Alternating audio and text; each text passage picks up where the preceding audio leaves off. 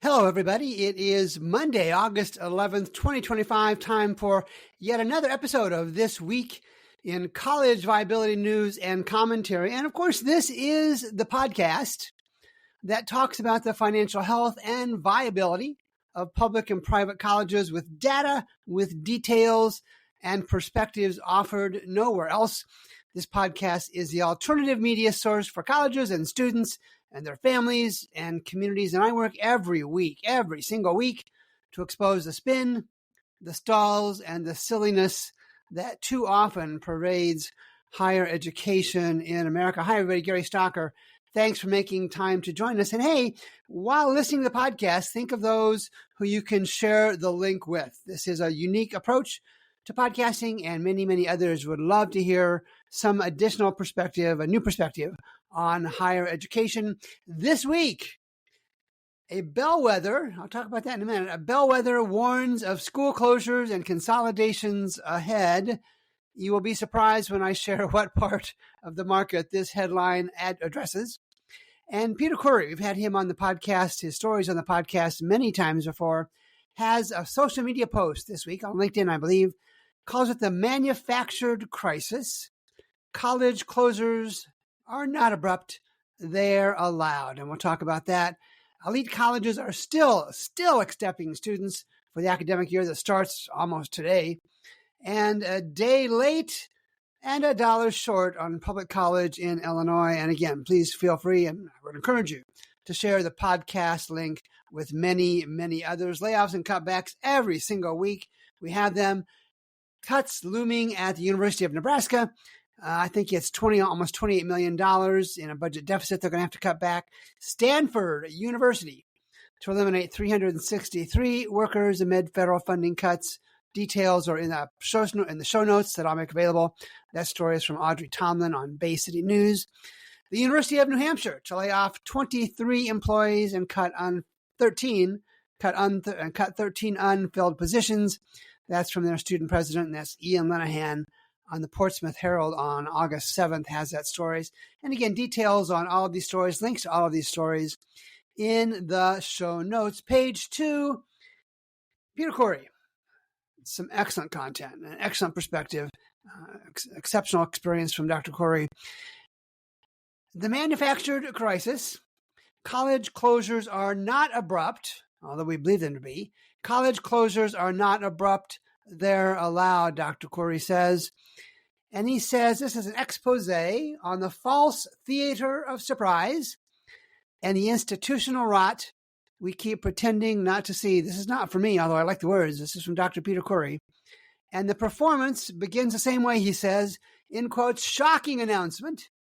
Students blindsided, faculty devastated, and no one could have seen this coming except we could. We do. We always do. And so he says, let's stop pretending. And that's what we're all about here at College Viability. We know, I know the ones that aren't going to make it. I know by looking at the data. And he continues, this is not a tragedy. He makes the case it is theater, executed with precision, protected by plausible deniability.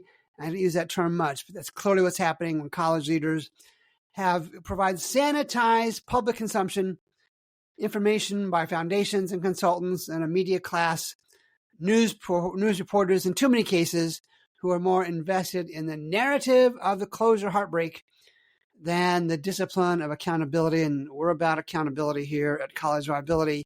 And that's why we have so many listeners listening to this show, 10,000, while we have 50,000 in the last year on the College Viability channel on YouTube. And Dr. Khoury goes on, I'll get back to that. Dr. Khoury goes on, the real surprise is not that these colleges are closing. The real surprise is how long we collectively pretend they were not already closed. This false theater of surprise and institutional rot, we keep pretending not to see. And to be clear, and I've said this before, Dr. Khoury says, to be clear, people will always need to learn. That's going to happen. There are millions that gain and earn great value from their college experience. And learning will continue. Skills will be acquired.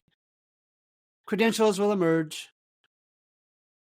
But if colleges, Dr. Khoury adds, if colleges cling to legacy models that reward inertia over innovation, they will be replaced by institutions and platforms willing to meet learners where they are and where the world is going. We'll have more on that later in the podcast.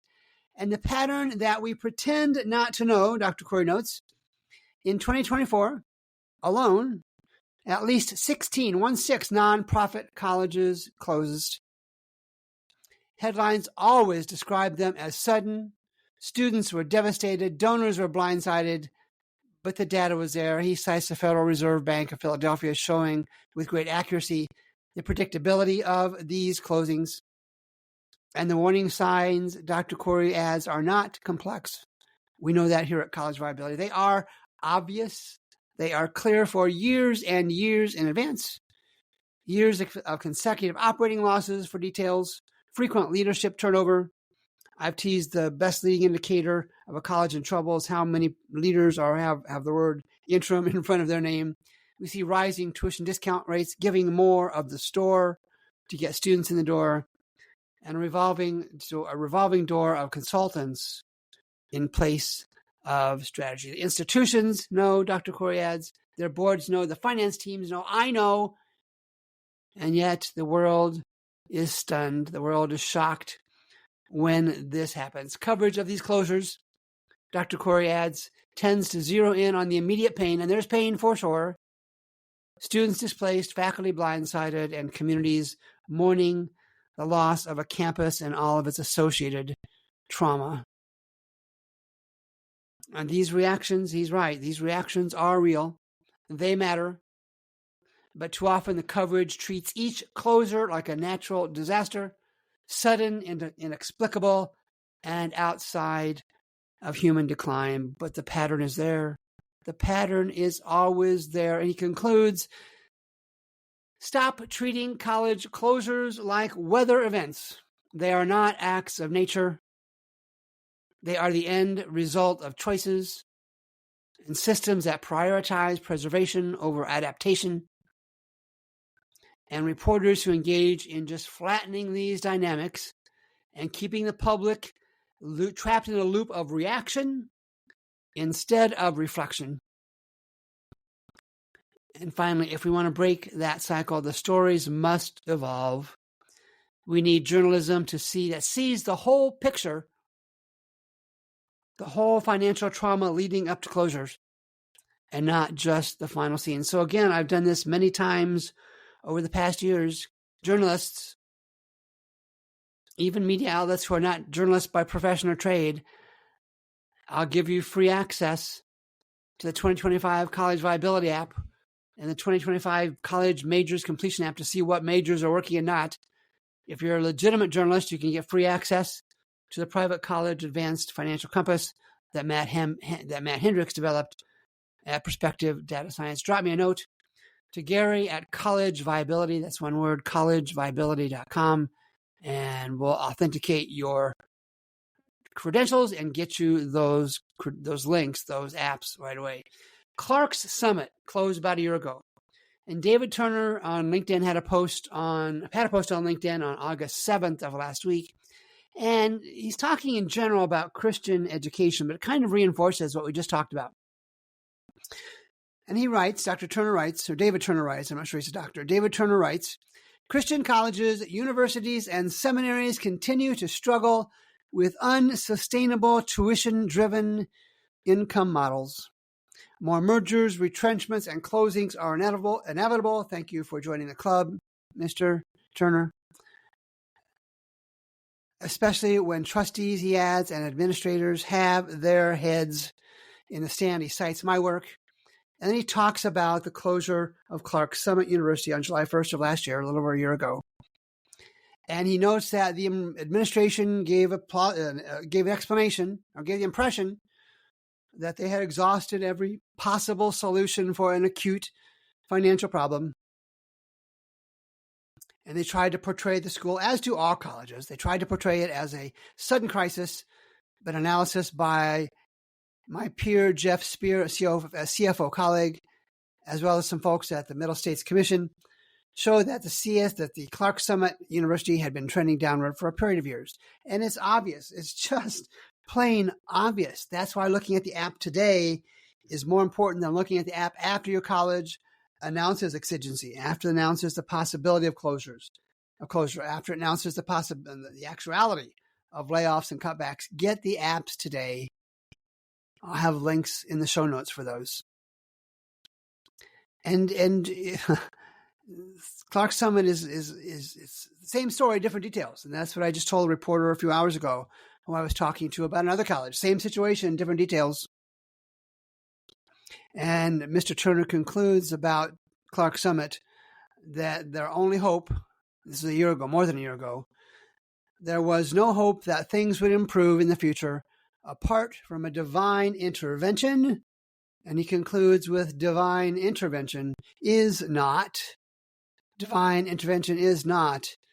a business plan. Bellwether indicator warns of school closures, consolidations ahead. Anna Murad had this on K-12 Dive on August 7th. Now, when you hear that headline, you're thinking, oh, great, Stalker has another college closure story. No, I would do, but not this one. No, this one is on kindergarten through 12, on K-12. Let me read you some of the bullet points from Ms. Murad. School closures and consolidations could occur more frequently in the coming months and years as student enrollment continues to decline. The analysis of 9,300 school districts found that 68% experienced declining enrollments between 2019 and 2024 school years. And despite the tumultuous combination of drops in enrollment and funding for a majority of districts, not all, but a majority, very few are actually closing school buildings, even given the high cost to maintain them when under capacity. And again, these are not colleges, these are K-12s. And here's my take. This is the future.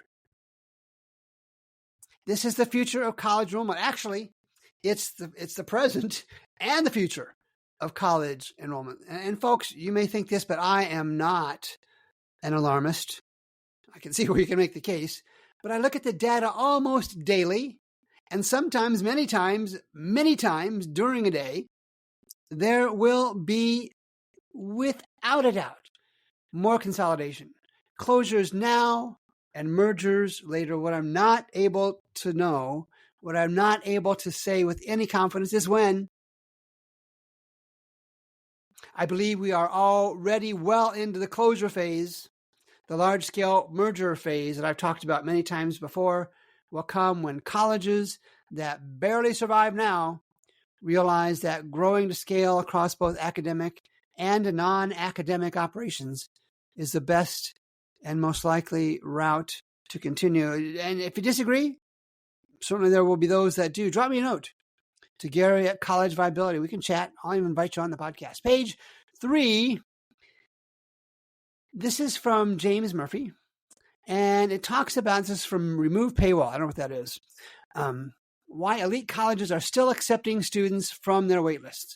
With less than a month before school starts, some colleges and universities are reaching out to students way later than usual and offering them spots in their freshman class. Here's why. In a typical year, the story reads, college admissions forums are usually taken over by rising seniors about this time of year, actually a little bit earlier in the summer.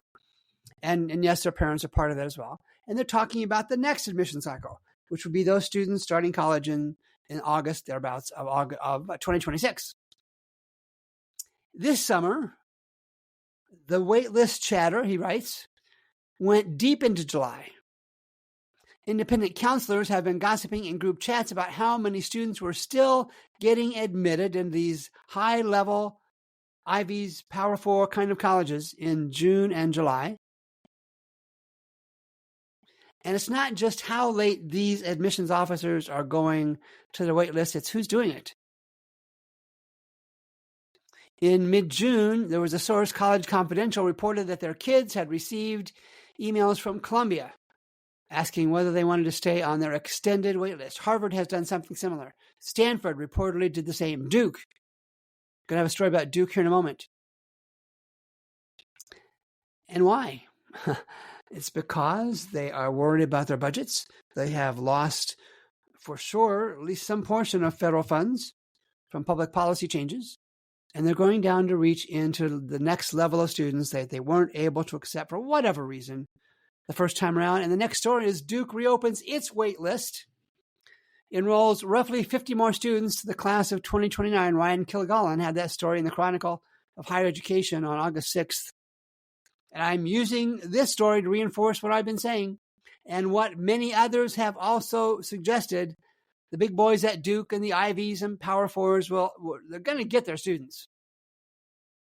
The higher education quality food chain will grab additional students, and it will trickle on down until it gets to the low end of that quality food chain, that perception food chain. And those at the end of that chain will be the colleges most directly impacted by public policy changes in terms of revenue.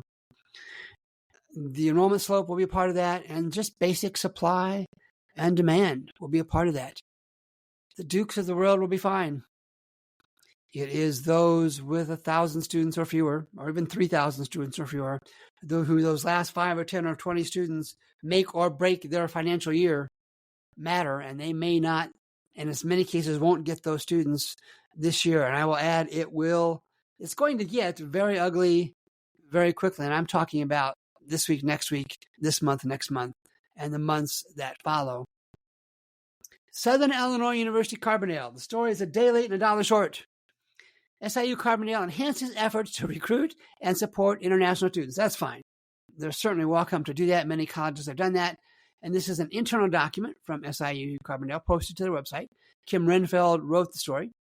And here's the part that shows a day late and a dollar short. As part of the Imagine 2030 strategic plan, SIU Carbondale has enhanced its efforts to recruit and retain international students. In the past 2 years, the university has established partnerships with more than 60 international students. Do they read the newspapers? Do they read the web pages at Southern Illinois Carbondale? The number of international students headed to the United States, it could reach catastrophic decline. And here's my point. Again, day late, dollar short. But if I'm at SIU Carbondale, I don't know that I want this press release to go out. It kind of suggests you don't know what the heck's going on. Page 4. And I'm going to do a wrap on this. We had the Ryan Craig newsletter story last week. And that's why I kind of did the wrap, and I was running long, so I cut it off. And you recall that Craig cited a story about how CVS, the pharmaceutical chain, drugstore chain, locks many of its products in plastic cases. And he went on to add or draw a connection that colleges are effectively doing the same thing. And he made the case, and you can listen to last week's podcast, to show that colleges were not giving easy access to what students needed. And he goes on, this is the new part this week. Ryan Craig goes on to add, if more colleges and universities led with science, they'd launch more economically relevant programs. And he cited one study where only 15% of new programs were STEM, 75%, again, those that didn't pay attention in math class, 75 out of 100 new programs were in the arts, humanities, and social sciences. And he also adds schools would be more likely to discontinue unproductive programs like those in arts, humanities, and social sciences. They might also, Ryan Craig writes, focus more resources on higher value programs. One of the higher educations, and this is an important part of the story, one of the higher education's unsung scandals is enrollment caps for the most remunerative, or those that make money, remunerative majors, namely the technical and the scientific. He notes while student demand for these quantitative programs has increased, colleges and universities have added faculty slower than it now takes to shop at CVS and get behind those locked plastic counters, locked plastic shelves that we see. And the result, not nearly enough seats, particularly at public institutions. Okay, we'll take his word for that. And then he adds, and this is the indictment part.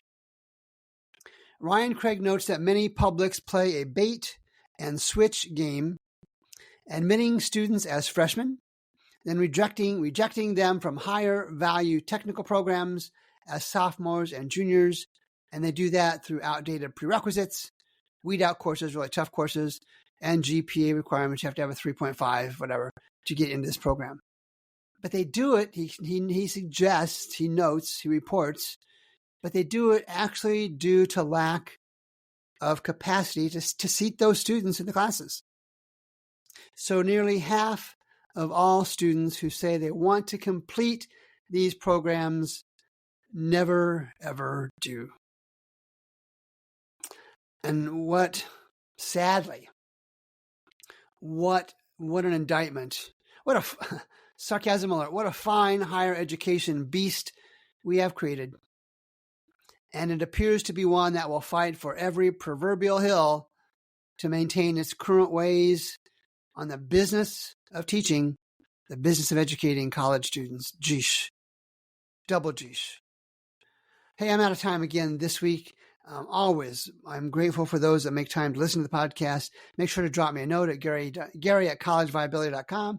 And like I said at the top of the show, at the top of the podcast, share the link with friends, family, and relatives. We need more people aware of an alternative news source, alternative media source that College Viability provides. Hey, I'll be back next week. This is Gary Stonker for College Viability.